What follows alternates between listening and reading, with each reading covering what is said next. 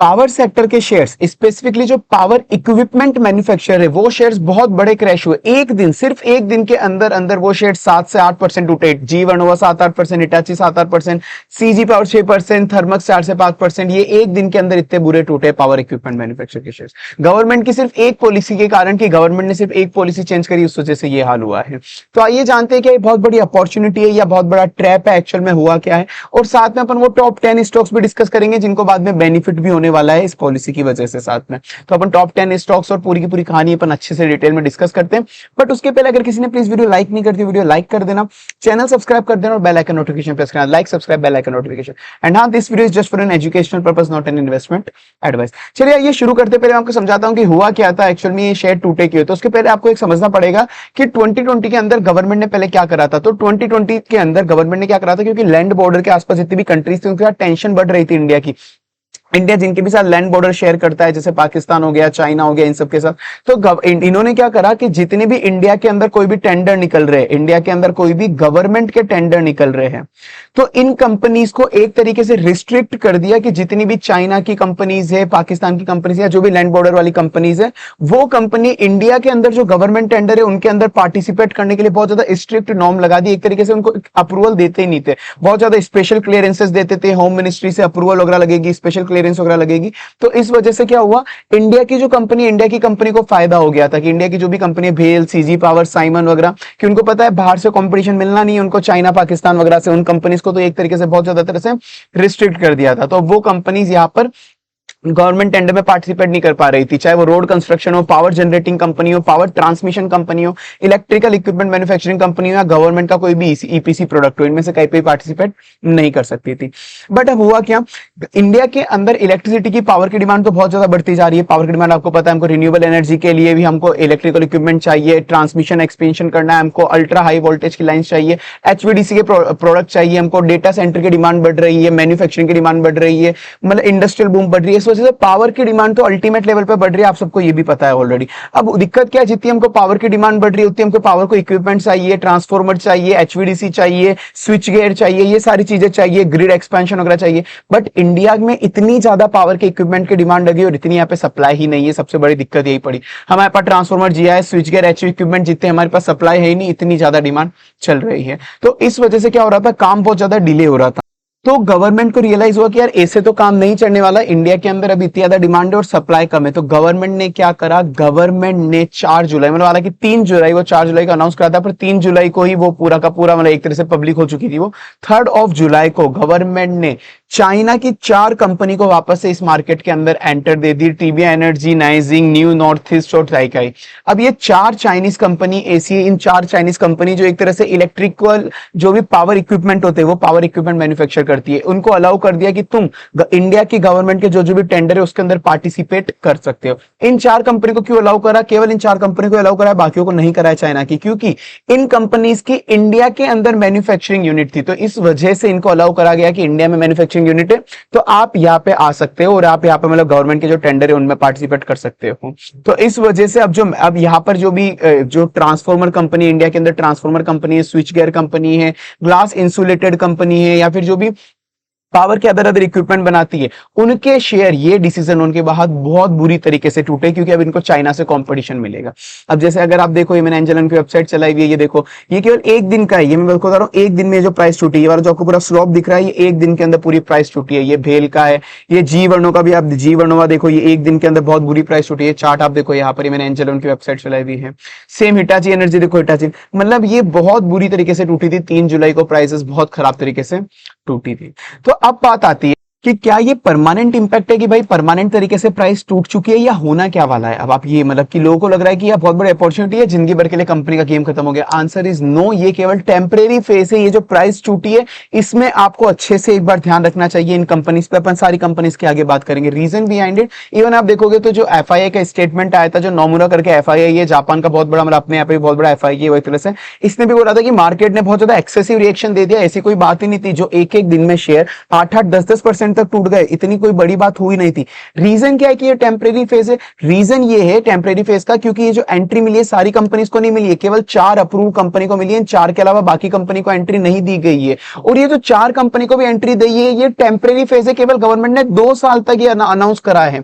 ये लोगों को मतलब देखो लोग क्या करते हैं, पैनिक में आके बहुत ज्यादा डिसीजन जल्दी ले लेते हैं। पैनिक डिसीजन नहीं लेने होते स्टॉक मार्केट में, न्यूज को पढ़ो समझो हुआ क्या। केवल 4 कंपनी को एंट्री मिली है, बाकी किसी कंपनी को एंट्री नहीं मिलेगी, क्योंकि उसमें इंडिया में मैन्युफैक्चरिंग यूनिट और किसी का नहीं है। और वो भी केवल 2 साल के लिए गवर्नमेंट ने नॉर्म्स रिलैक्सेशन करे, उसके बाद गवर्नमेंट वापस से टाइट कर देगी। ऊपर से इसका बहुत ज्यादा नेरो स्कोप है कि भाई जो गवर्नमेंट है सारे के सारे टेंडर जितने भी गवर्नमेंट के सब में इन कंपनीज को पार्टिसिपेट नहीं करने देगी। जो बहुत ज्यादा क्रिटिकल प्रोजेक्ट है जिसमें बहुत ज्यादा अर्जेंट रिक्वायरमेंट है कि उनको इलेक्ट्रिकल इक्विपमेंट चाहिए, केवल वहीं पे ये कंपनी पार्टिसिपेट कर सकती है। उसमें भी जो कंपनी जिनका डोमेस्टिक प्रेजेंस है इंडिया के अंदर एग्जिस्टिंग में ही मैन्युफैक्चरिंग कैपेसिटी है, वो ही प्रेजेंट कर पाएगी। यानी कि कोई 5वीं कंपनी 5th कंपनी आके बोलेगी कि नहीं हमको भी इंडिया में प्लांट डालना है, हम भी यहाँ पे करेंगे, नहीं, उनको अलाउ ही नहीं है। तो इसलिए हो सकता है कि शॉर्ट टर्म के अंदर हो सकता है कंपनी में इंपैक्ट पड़े, जो भी अपने इंडिया की कंपनी से उन पे इंपैक्ट पड़े, पर लॉन्ग टर्म के अंदर इन कंपनी को, इंडिया की कंपनी को ऐसा कोई बहुत मेजर खतरा नहीं है। तो इसीलिए ये शॉर्ट टर्म के अंदर बहुत से एफआई वगैरह भी बोल रही है कि अच्छी खासी अपॉर्चुनिटी है ये। बाकी ये चीज आप खुद से एनालाइज कर लेना, मेरी तरफ से कोई बाय सेल एडवाइस नहीं है। और अब बस फिर भी देखो आपको एक बार कंपनीज पे, फिर भी आपको उन कंपनीज पे फोकस करना चाहिए जिनके पास कोई खुद का मोट और कॉम्पिटिटिव एडवांटेज हो। जो लोकल नॉर्मल एक इलेक्ट्रिकल इक्विपमेंट बनाती है, खुद का कोई भी मोट या कॉम्पिटिटिव एडवांटेज नहीं है, वो छोड़ो। आपको मेन उन कंपनी पे फोकस करना चाहिए जो कोई हाईली कॉम्प्लेक्स सिस्टम बनाती है, जैसे एचवीडीसी की टेक्नोलॉजी बनाती है, जो इंडिया के अंदर मोनोपोली, ओलिगोपोली, डुओपोली के अंदर काम करती है। उन कंपनीज को अगर आप देखोगे तो उन कंपनीज को, मतलब चाइना की कंपनी आप उन वाली कंपनी से कंपटीशन बहुत ज्यादा नहीं कर पाएगी। तो आपको कॉम्प्लेक्स जो भी टेक्नोलॉजी बनाती है उन पे ध्यान देना चाहिए, रेदर देन जो नॉर्मल पावर इक्विपमेंट बनाती है उनकी जगह। तो क्योंकि उनको तो एक बार नुकसान होने ही वाला है। बेसिक जो नॉर्मल तरीके के ट्रांसफॉर्मर वगैरह बनाती है, जो हाई एंड कॉम्प्लेक्स ट्रांसफॉर्मर बनाती है, उन कंपनी पे ध्यान रखो। साथ में दूसरा वो जिनकी ऑर्डर बुक वैल्यू अच्छी हो, जिन भी कंपनी की अगर ऑलरेडी एग्जिस्टिंग में ऑर्डर बुक वैल्यू अच्छी है कि भाई ऑलरेडी इतने ऑर्डर पड़े कि आने वाले 1 2 3 4 5 साल तो वैसे भी इजीली सर्वाइव कर जाएगी, तो उसके बाद तो वैसे भी 2 साल बाद तो चाइना की कंपनी वापस से एग्जिट कराई देगी गवर्नमेंट। तो उन कंपनी पे फोकस करो जिनकी ऑर्डर बुक वैल्यू ज्यादा है और कॉम्प्लेक्स सिस्टम है, जिनके पास कोई कॉम्पिटिटिव एडवांटेज है। एंड इवन जो इसका इम्पैक्ट पड़ेगा इस वाली पॉलिसी का, वो 2 तरह से पड़ेगा। देखो ये 2 सेक्टर एक तरह से मेजर इम्पैक्ट होंगे, जो भी heavy electrical equipment manufacturing company जो पावर इक्विपमेंट बनाती है उन पे मैंने कहा कि उन पे तो शॉर्ट टर्म का नेगेटिव इंपैक्ट पड़ेगा, transformer, GIS, HVDC, switch gear वगैरह। पर इनडायरेक्टली पॉजिटिव इंपैक्ट भी पड़ेगा इस वाली पॉलिसी का। किन पे पॉजिटिव इंपैक्ट बनेगा? जो कंपनी पावर जनरेट करती है, ट्रांसमिशन है, जो पावर ग्रिड वगैरह के लिए पावर ग्रिड वगैरह का काम करती है, और जो ईपीसी कॉन्ट्रैक्टर है, इन पे पॉजिटिव इंपैक्ट भी पड़ेगा। अभी मैं आगे बात करूंगा कि इन कंपनीज पे पॉजिटिव इंपैक्ट कैसे पड़ेगा जो पावर जनरेट करती है, और कौन कौन सी कंपनीज पे पॉजिटिव इंपैक्ट पड़ेगा, ये भी अपन बात करेंगे। और ये जो टेम्परेरी नेगेटिव इंपैक्ट वाली है, जो शायद छोटे क्रैश अपन को अपॉर्चुनिटी दे सकते हैं, उन पे भी अपन सारे शेयर्स को एक एक करके डिस्कस करते हैं। तो आइए अपन एक एक करके स्टॉक डिस्कस करते हैं जो सिर्फ एग्जांपल पर्पस के लिए होंगे। बट उसके पहले ना मैं आपको एक चीज बताना चाहूंगा, मतलब मैंने आपको पहले भी बताया था, ऑनेस्टली मतलब मुझे बहुत ज्यादा खुशी हो रही है ये चीज अनाउंस करते हुए। जो मेरी लास्ट 1 साल की मेहनत थी ना, बहुत ज्यादा, मतलब मैं रात को 3 4 बजे तक तो सोता था वो चीज डिजाइन करने के लिए, वो मैंने फाइनली मैं आपको 1 2 दिन के अंदर, मोस्ट प्रोबेबली अभी इस संडे को मैं यहाँ पे लॉन्च करने जा रहा हूं। जब लोगों का आता था कि यार सर ना, कभी इन्वेस्टिंग में लॉस हो रहा है, कभी ट्रेडिंग में लॉस हो रहा है, कभी कहीं पे सीखने की बहुत कोशिश करी, नहीं सीख पाते सही ढंग से। तो इसीलिए जितना भी आपको इन्वेस्टिंग से लेके ट्रेडिंग तक बिल्कुल बेसिक्स, मतलब स्टॉक मार्केट का अगर आपको एसबी नहीं आता, कि नहीं हमको तो एसबी नहीं आता, हमको बाय सेल कैसे करते हैं ये भी नहीं पता, स्टॉक क्या होता कुछ नहीं, बिल्कुल बेसिक जीरो से लेके एडवांस लेवल तक का पूरा इन्वेस्टिंग प्लस ट्रेडिंग में, खुद का भी देखो करोड़ों का पोर्टफोलियो मेरा खुद का भी संभालता हूं मैं, इन्वेस्टिंग ट्रेडिंग दोनों करता हूं, हर तरह की ऑप्शन सेलिंग वगैरह भी करता हूं, ऑप्शन ट्रेडिंग करता हूं, सब तरह की चीज करता हूं मैं खुद भी मेरे साथ। तो वो सब जितनी भी मेरे को नॉलेज थी, जितना इतने सालों का एक्सपीरियंस है, सब तरीके से बिल्कुल बच्चों को सिखाते हैं ना, उस तरीके से कि भाई उसके बाद आप बेसिक से एडवांस आप यूं ही कर लोगे। ये नॉर्मल कोर्स नहीं है जैसा आप सोचते होंगे कि सब लोग देते थे।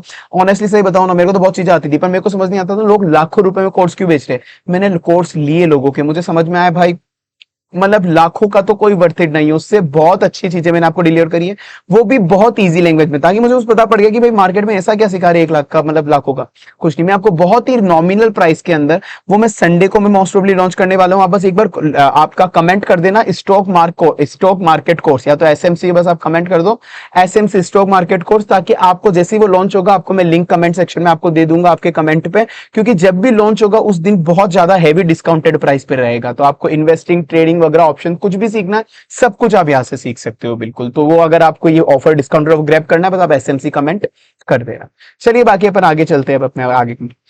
तो अब अपन करते हैं शेयर वाइज अपन डिस्कशन करते हैं अपना। तो सबसे पहले अपन डायरेक्टली अफेक्टेड कंपनी देखते हैं जिन पे स्टार्टिंग में भी थोड़ा नेगेटिव इंपैक्ट पड़ा है, अपन उनके एक बार थोड़ा थोड़ा ब्रीफ में डिस्कशन कर लेते हैं। जैसे सबसे पहले अपन बात करते हैं शेयर्स की। भेल भेल जो कंपनी है वो 3% तक गिरी है लगभग 3 जुलाई को, मतलब एक ही दिन में अप्रोक्स, मतलब ये सबसे कम गिरी 3%, तो बाकी कंपनी तो 8-8 10% गिरी है जो अपन बात करेंगे। ये कंपनी करती है क्या है, ये जो भी पावर प्लांट होते हैं उन पावर प्लांट के बॉयलर बनाती है, टर्बाइन बनाती है, जनरेटर बनाती है, जितने भी power plant including thermal power plant की ईपीसी भी करती है, थर्मल पावर प्लांट के लिए भी इक्विपमेंट सप्लाई करती है, न्यूक्लियर पावर प्लांट है उसके लिए भी सप्लाई करती है। तो सबसे अच्छी चीज पता है इस कंपनी के लिए क्या है, क्योंकि गवर्नमेंट जो अलाउ कर रही है ना, वो गवर्नमेंट केवल नॉर्मल जो पावर इक्विपमेंट है उनके लिए अलाउ कर रही है। कभी भी गवर्नमेंट न्यूक्लियर पावर प्लांट के अंदर चाइनीज फर्म को तो एंट्री नहीं देने वाली, क्योंकि न्यूक्लियर पावर प्लांट बहुत ज्यादा सिक्योरिटी एंड सेंसिटिव मैटर है। तो इस कंपनी का शेयर तो बस यूं ही बहती गंगा के अंदर थोड़ा बहुत गिर चुका है। हालांकि भेल बाकी चीजें भी मैन्युफैक्चर करती है इसके अलावा, उस वजह से तो इसीलिए ये इसके पास एक अच्छा सा कॉम्पिटेटिव मोट एडवांटेज है कि भाई न्यूक्लियर इक्विपमेंट में तो चाइनीज की एंट्री नहीं होने वाली है, तो बस ये गिरा है, बाद में सही हो सकता है। बाकी अगर कंपनी की इसकी मैंने कहा था ऑर्डर बुक वैल्यू उनको आपको देखनी है, जिनकी ऑर्डर बुक वैल्यू ज्यादा है, 2.4 लाख करोड़ की ऑर्डर बुक वैल्यू पड़ी कंपनी की, मतलब जितनी अभी 2026 की इसकी सेल थी उसकी 7 गुना 7 टाइम इसके पास ऑर्डर बुक वैल्यू पड़ी हुई है। रिटर्न ऑन इक्विटी 6% चल रहा है। अब हालांकि देखो एक चीज मैं आपको बताता हूं, ये ना अभी तो देखो इन पावर इक्विपमेंट के शेयर गिरे, पर पावर की डिमांड इतनी ज्यादा है, पावर इक्विपमेंट की, पावर चीजों की, पावर ग्रिड वगैरह, ट्रांसफार्मर वगैरह इतनी ज्यादा कर दी, एआई, सेमीकंडक्टर, इंडस्ट्रियल डिमांड कि गिरने के बाद भी इन सब का, मैं देखो ऑनेस्ट बता रहा हूं कि इन सब का पी वैल्यू अभी भी बहुत ज्यादा है। पता नहीं क्या होने वाला है, ये कंपनी कितने ऑल टाइम हाई टच करेगी या गिरेगी, ये नहीं पता होता कभी भी। तो मैं जितनी भी कंपनी डिस्कस करूंगा मोस्टली सबके पी ज्यादा ही होंगे, ये मैं चीज पहले बता दूं। गिरे अच्छे खासे शेयर क्रैश हुए उसके बाद भी पी ज्यादा हो, रीजन वही पावर की डिमांड बहुत ज्यादा है। जैसे वैसे मैं आपको, वैसे तो मैं आपको बेसिक तो चीजें मैं आपको यहाँ पे बता रहा हूँ, उसके अलावा अगर आपको थोड़ा डिटेल में फंडामेंटल जानने तो आप एंजल उनकी वेबसाइट चला के आप यहाँ पे देख सकते हो। जैसे शेयर की प्राइस क्या चल रही है यहाँ पे 391, बाकी मेनली एक बार आप ये देखो रिटर्न ऑन इक्विटीज का 6% का चल रहा है। पी रेशियो आप देखोगे तो 82 वर्सेस 47, मतलब ये ओवर वैल्यूड चल रहा है। इंडस्ट्री का 47 चलता है, इसका 82 चल रहा है। डेट टू इक्विटी 0.31, डेट भी एसएच कंपनी के अंदर बहुत ज्यादा नहीं है यहाँ पर, तो ये ठीक है। अब उसके बाद नेक्स्ट कंपनी की बात करते हैं जो अपनी हिटाची एनर्जी, जो लगभग 3 जुलाई को ऑन एंड अप्रोक्स 9% तक गिरा था। यहाँ पर ये कंपनी क्या बनाती है, एचवीडीसी मतलब high voltage direct current supply करने, जो भी बड़े बड़े हाई वोल्टेज करंट होते हैं उसको एक जगह से लॉन्ग डिस्टेंस पे अगर ट्रैवल करना है तो बड़े बड़े एचवीडीसी के वायर होते हैं, छोटे छोटे इक्विपमेंट होते हैं एचवीडीसी वाले, ये वो बनाती है। जीआईएस बनाती है, हाई वोल्टेज के लिए ट्रांसफॉर्मर बनाती है, ग्रिड को ऑटोमेशन करने के लिए इक्विपमेंट बनाती है। तो अब इस कंपनी के पास मोट क्या है, मेन इस कंपनी के पास मोट है जो चाइनीज फर्म को कंपटीशन करने में दिक्कत आएगी, वो ये बहुत ज्यादा हाईली कॉम्प्लेक्स टेक्नोलॉजी के अंदर डील करती है कि भाई इंडिया के अंदर जितने भी ग्रिड ऑलरेडी कनेक्टेड है उन ग्रिड को इन्होंने सॉफ्टवेयर के साथ कनेक्ट करा हुआ है, और इस सॉफ्टवेयर में इन्होंने एआई डाला हुआ है, आर्टिफिशियल इंटेलिजेंस, कि भाई कब कितना पावर को कंट्रोल करना है, ट्रांसफॉर्मर वगैरह सब कुछ ऑटोमेटिक कनेक्टेड है इनका सॉफ्टवेयर की मदद से। तो पूरा का पूरा इंडिया का जो सिस्टम है ना, मतलब जहां जहां पे भी ये डील करता है हिटाची, वहां पर पूरा इसने चीजें ऑटोमेट करी हुई है एआई इंटेलिजेंस की मदद से। तो इसका अच्छा खासा इसके पास नेटवर्क है, तो चाइनीज कंपटीशन, चाइनीज फर्म को इससे कंपटीशन करना थोड़ा मुश्किल होने वाला है। बट पी रेशियो का ओवर वैल्यूड, अगेन मैंने आपको ये चीजें बता दी है। ऑर्डर बुक इसकी 29,000 करोड़ की है, मतलब जितनी इसकी सेल्स है उसकी 3.5 टाइम्स इसके पास ऑर्डर पड़ा है। रिटर्न ऑन इक्विटी 19% है, डेट टू इक्विटी 0.02 है। उसके बाद नेक्स्ट कंपनी अपनी सीमन एनर्जी लिमिटेड। ये सीमन, अब देखो दो तीन कंपनी जो आपस में कॉम्पिटिटर है, जैसे हिटाची और सीमन, ये भी थोड़े बहुत कॉम्पिटिटर है, दो एक चीजें एक्स्ट्रा करते होंगे कुछ अलग अलग, तो बात अलग है। ये 6 से 7% शेयर गिराता है। ये भी high voltage power transmission equipment बनाती है, जो भी पावर को ट्रांसमिट करने के लिए जो इक्विपमेंट चाहिए होते हैं, ग्रिड टेक्नोलॉजी, स्विच गियर बनाती है, इंडस्ट्रियल डिवाइसेस को ऑटोमेट भी करती है जो उनकी इलेक्ट्रिसिटी होती है। इस कंपनी का भी मेन मोट ये है कि ग्लोबल इंजीनियरिंग पायर है, मतलब ये अल्ट्रा कॉम्प्लेक्स टेक्नोलॉजी से चीजें बना लेती है। और इवन ये एक टरबाइन टेक्नोलॉजी इसके पास, जो पावर प्लांट के अंदर टरबाइन बनाते हैं ना, वो अल्ट्रा कॉम्प्लेक्स टरबाइन टेक्नोलॉजी भी मतलब इसी के पास है। तो उसके बाद अगर आप देखोगे इसकी ऑर्डर बुक वैल्यू 18,000 करोड़ की चल रही है। Return on equity 27%, debt to equity 0.04, मतलब सब कुछ ठीक दिख रहा है। अब उसके बाद नेक्स्ट कंपनी जी वर्नोवा टीएनडी। अब ये तीनों कंपनी आप मान लो कि आपस में एक तरह से कॉम्पिटिशन टाइप की कंपनी है, हिटाची, सीमन और जी वर्नोवा। तो इसके अंदर एक बार आप देखो तो पी किसका कम है, वो पी देख के भी आप एक बार देख लेना कि इसके अंदर सबसे पी इसका किसका कम है। बाकी जी वर्नोवा 10% गिर गई थी। ग्रिड ट्रांसमिशन इक्विपमेंट बनाती है, ट्रंकी प्रोजेक्ट भी करती है। सब स्टेशन नहीं होते जो आपने देखा होगा पावर प्लांट के अंदर, सब पावर प्लांट भी होते हैं, सब स्टेशन होते हैं इलेक्ट्रिसिटी को कंट्रोल करने के लिए, ये सब स्टेशन भी बनाती है। हाई वोल्टेज ट्रांसफॉर्मर भी बनाती है। सबसे अच्छा चीज ये कि इसकी ऑर्डर बुक वैल्यू इनसे अच्छी खासी चल रही है इनकी, मतलब इसकी ऑर्डर बुक वैल्यू 21,000 करोड़ की है। जितनी इसकी सेल है उसका 3.5 टाइम इसके पास ऑर्डर बुक वैल्यू पड़ी है। रिटर्न ऑन इक्विटीज का एक्सेप्शन चल रहा है, 45% का रिटर्न ऑन इक्विटी चल रहा है। डेट टू इक्विटी 0.01 चल रहा है, मतलब डेट एज सच कंपनी में इसके अंदर बिल्कुल भी नहीं है। तो सबसे कम डेट जी वर्नोवा का है, और रिटर्न ऑन इक्विटी भी सबसे अच्छी अभी इसी की इनके कंपैरिजन के अंदर, मतलब हिटाची, सीमन और जी वर्नोवा के अंदर। उसके बाद अपन नेक्स्ट कंपनी की बात करते हैं जो अपना सीजी पावर 8% गिरा है। ये कंपनी क्या करती है, लार्ज पावर के ट्रांसफार्मर बनाती है, स्पेशलाइज मोटर्स बनाती है और स्विच गियर बनाती है। पर दिक्कत ये है कि ये ना बहुत ज्यादा कोई कॉम्प्लेक्स तरह के ट्रांसफार्मर नहीं बनाती है। अब जैसे बाकी जो अपनी एचवीडीसी कंपनीज की बात हुई थी, जैसे अपनी बाकी इन एचवीडीसी कंपनीज की बात हुई तीनों की, इनके पास कुछ ना कुछ है कि कॉम्प्लेक्स टेक्नोलॉजी में डील करती है। पर सीजी पावर की क्या क्या ये नॉर्मल कमोडिटी इक्विपमेंट बनाती है, मतलब बनाती है इनकी कंपनी के डिमांड, प्रोडक्ट की डिमांड अच्छी खासी है, पावर ट्रांसफार्मर वगैरह की, स्पेशलाइज मोटर स्विच गियर वगैरह की। पर ये प्रोडक्ट क्या है, ये चाइनीज टेक्नोलॉजी वाले, मतलब चाइनीज कंपनी जो भी है ना, ये चाइनीज कंपनी इसको और ज्यादा प्राइस कॉम्पिटिटिव वे में और सस्ते में बना के लोगों को सप्लाई कर सकती है। इनके पास कोई बहुत ज्यादा मोट या स्पेशलाइजेशन नहीं है कि कोई कोई कॉम्प्लेक्स चीज बना रहे हैं, ये नॉर्मल सी कमोडिटी इक्विपमेंट बनाते हैं वो चीज है। हालांकि टेम्परेरी इंपैक्ट है, मैंने कहा था कि लॉन्ग टर्म में तो सब कुछ ठीक हो जाएगा।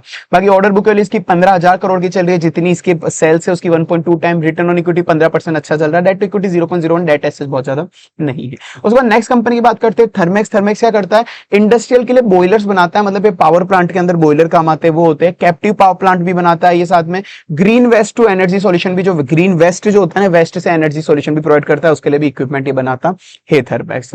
बाकी इसका शेयर 8% तक गिरा था। अब इसके अंदर ना मेन अच्छी चीज ये कि ये कंपनी देखो, गवर्नमेंट ने अभी अलाउ क्या करा, गवर्नमेंट ने चाइनीज कंपनी को अलाउ करा है कि वो गवर्नमेंट टेंडर के अंदर पार्टिसिपेट कर सकती है। तो इंडिया की कंपनी को क्या नुकसान हो सकता है कि उनको शायद गवर्नमेंट टेंडर ना मिलकर चाइनीज कंपनी को मिल सकते हैं, ऐसा नुकसान हो सकता है। तो अब थर्मेक्स के साथ बेनिफिट ये है कि थर्मेक्स ना वैसे भी साथ में इंडस्ट्री को, प्राइवेट सेक्टर को बहुत ज्यादा सप्लाई करती है रेदर देन गवर्नमेंट। तो गवर्नमेंट टेंडर अगर इसके हाथ से थोड़ा बहुत चले भी गए तो इसका रेवेन्यू प्राइवेट सेक्टर से अच्छा खासा आ जाएगा, जैसे chemical plant, steel plant, pharma plant, इधर भी इक्विपमेंट सप्लाई करती है, तो ये ज्यादा डिपेंडेंट नहीं है गवर्नमेंट सेक्टर पे। तो ये इसके साथ अच्छी है, बस ये बहती गंगा में ये भी गिर चुका है हालांकि। बाकी इसकी ऑर्डर बुक के लिए देखोगे तो 11,000 करोड़ की है, मतलब जो इसके एग्जिस्टिंग सेल्स है उसका 1.1 टाइम, रिटर्न ऑन इक्विटी 13% चल रहा है, डेट टू इक्विटी 0.42 चल रहा है। अब उसके बाद अपन बात करते हैं, तो मैंने अभी कहा था हैवी इक्विपमेंट मैन्युफैक्चरिंग कंपनी, जो इलेक्ट्रिकल इक्विपमेंट, जिनको अभी कुछ टाइम के लिए नेगेटिव इंपैक्ट जाएगा, टेम्परेरी वाला।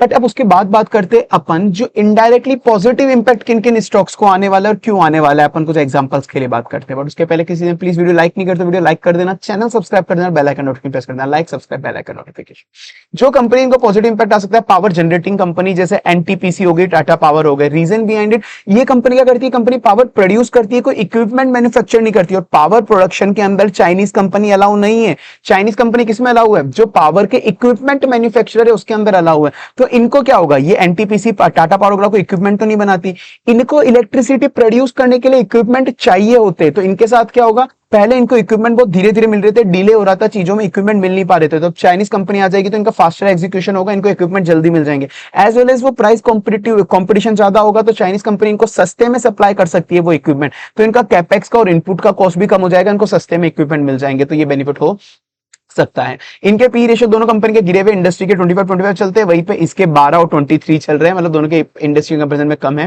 रिटर्न ऑन इक्विटी 13% और 9% का चल रहा है, डेट 1.33 1.93, मतलब डेट ठीक है, पावर कंपनी में लगभग डेट इतना ही होता है, तो पावर जनरेटिंग कंपनी को बेनिफिट होगा। उसके बाद जो नेक्स्ट कंपनी है power grid company, power grid company मतलब जो मेन अभी इंडिया के अंदर एक ही मोनोपोली टाइप आप मान सकते हो, पावर ग्रिड कॉर्पोरेशन इंडिया। इस पावर ग्रिड कॉर्पोरेशन इंडिया को कैसे बेनिफिट होगा, सबसे बड़ा पावर ग्रिड जो होता है ना, पावर ग्रिड की डिमांड बहुत ज्यादा बढ़ रही है कि इंडिया को पावर ग्रिड अपने पूरे मॉडर्नाइजेशन करने, पर इसका बोटलनेक चल रहा था, मतलब पावर ग्रिड मॉडर्नाइजेशन के लिए इसके पास कुछ इक्विपमेंट नहीं थे। मेनली क्या नहीं थे, ईएचवी ट्रांसफार्मर और स्विच गियर नहीं थे, ये इनको टाइमली बेसिस में मिल ही नहीं जाते थे पूरी की पूरी पावर ग्रिड को सही से बनाने के लिए, मतलब इंस्टॉल करने के लिए। तो अब जैसे चाइनीज की एंट्री होगी तो उसके बाद इनको ये ईएचवी ट्रांसफार्मर और स्विच गियर भी टाइमली बेसिस में मिल जाएंगे। बाकी अगर आप देखोगे इंडस्ट्री के कंपैरिजन में पी रेशियो इसका अंडर वैल्यूड चल रहा है, इंडस्ट्री का 25, इसका 16 चल रहा है। रिटर्न ऑन इक्विटी 16% कम चल रहा है, मतलब अच्छा चल रहा है। डेट टू इक्विटी 1.47 ठीक है, मतलब डेट थोड़ा सा ज्यादा इसके अंदर है। बाकी तो ये अपने हो गए ऑलमोस्ट 9 से 10 शेयर, अपने टॉप 10 शेयर्स हो गए। आपका किस शेयर्स के अंदर आपका क्या ओपिनियन है, प्लीज मुझे एक बार कमेंट सेक्शन में बताना कि भाई हमारा ये शेयर के अंदर ये ओपिनियन है, आपको कौन सा अच्छा लगता है, खराब लगता है, या जो भी चीज, या आपको मुझसे और कौन सी वीडियो चाहिए, आपको मेनली किस सेक्टर पे चाहिए या किस तरीके की चाहिए वो वीडियो भी आप मुझे प्लीज कमेंट सेक्शन में जरूर बताना ये चीज। बाकी आई होप आपने वीडियो लाइक कर दी होगी, चैनल सब्सक्राइब कर दिया होगा, बेल आइकन प्रेस कर दी होगी। एंड हाँ, अगेन अगर आपको बेसिक्स टू बिल्कुल एडवांस लेवल का अगर आपको इन्वेस्टर ट्रेडर बनना है, बिल्कुल अच्छे से बच्चों को जैसे समझाते हैं वैसे समझ के, सब प्रैक्टिकल के साथ अच्छे से, तो आप कमेंट में एसएम से जरूर याद से लिख देना, ताकि आपको जो डिफेंसिव बहुत बहुत कम प्राइस में कोर्स है, पर जब लॉन्च होगा उस दिन फर्स्ट दिन तो बहुत ज्यादा डिस्काउंटेड प्राइस में ये होने वाला है। बाकी अपन मिलते हैं अगली क्लास में।